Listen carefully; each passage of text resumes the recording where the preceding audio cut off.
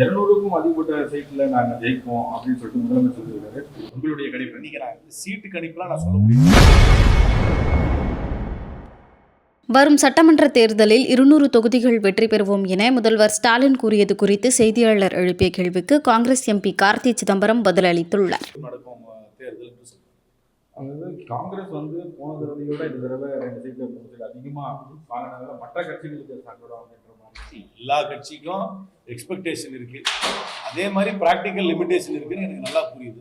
நாங்கள் எங்கள் பேச்சுவார்த்தை மூலமாக நாங்கள் எங்கள் எதிர்பார்ப்பை சொன்னோம். அவங்க அவங்களுடைய லிமிடேஷனை சொன்னாங்க. ஒரு அண்டர்ஸ்டாண்டிங் வந்து அதே மாதிரி ஒவ்வொரு கட்சியும் இந்த கூட்டணிக்கு தலைமை தாங்குற திராவிட முன்னேற்ற கழகத்துக்கும் பேச்சுவார்த்தை மூலமாக ஒரு சுமூக முடிவுக்கு வருவார்கள் என்று முழுமையாக நம்பிக்கை.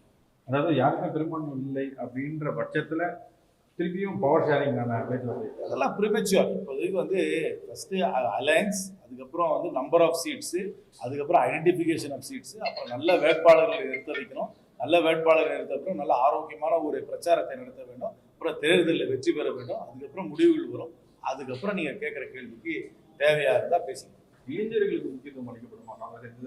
இளைஞர்களுக்கு நிறைய தடவை முக்கியத்துவம் கொடுத்து தானே இருக்கிறோம். நிறைய பேர் நீங்கள் போன தடவை பாராளுமன்ற தேர்தலில் பார்த்தீங்கன்னா வயசுக்கு கம்மியானவங்க நிறைய பேர் இருக்காங்க. இப்போ கூட ராஜ்யசபாவோட பார்த்தீங்கன்னாக்க முதன்முறையாக ஒரு குறைஞ்ச வயசு இருக்கிறதுக்கான வாய்ப்பு கொடுத்துருக்கோம். நிறைய கொடுத்துருக்கோம். பெண்களுக்கும் இளைஞர்களுக்கும் சிறுபான்மையினருக்கும் வாய்ப்பு கொடுப்பார்கள் என்று முழுமையாக நம்பிக்கை.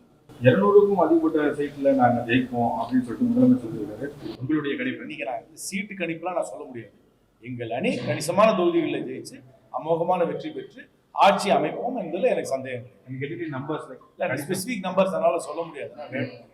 எந்தெந்த அணி எப்படி நிற்கிது, அதுக்கப்புறம் யார் வேட்பாளர், அதெல்லாம் பார்த்தா சொல்ல முடியும். அந்த நிறைய சர்வே வருது, நானும் படிச்சுட்டு இருக்கேன். ஆனால் நான் எதையுமே இப்போ ஸ்பெசிபிக் நம்பரை நான் பப்ளிக்காக சொல்ல தயாராக இல்லை. ஆனால் எங்கள் அணி கணிசமான தொகுதிகளை பெற்று ஒரு கம்ஃபர்டபுள் விக்டரி வரும்ன்ற முழுமையாக நம்புறேன். விஜயோட கட்சி உங்களுக்கு ஒரு ஸ்பாயிலராக இருப்பாங்க.